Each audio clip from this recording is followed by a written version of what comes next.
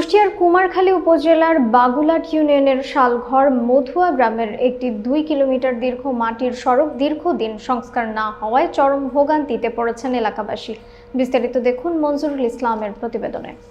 শালঘর মধুয়া কাচারিপাড়া জামে মসজিদ থেকে বালিকা বিদ্যালয় পর্যন্ত সড়কটির বিভিন্ন স্থানে বড় গর্ত এবং ধুলা বালি জমে আছে।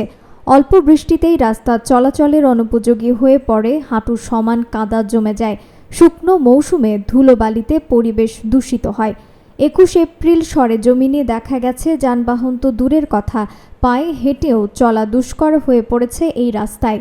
এলাকাবাসীর অভিযোগ, দীর্ঘদিন ধরে দাবি জানালেও রাস্তার কোনো সংস্কার হয়নি, ফলে হাজারো মানুষের যাতায়াতে দুর্ভোগ পোহাতে হচ্ছে প্রতিদিন।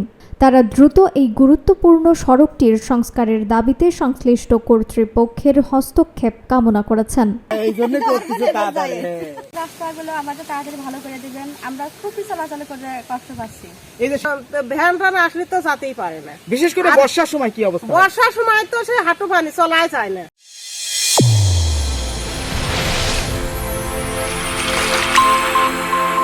চ্যানেল A1 হৃদয়ের স্পন্দন।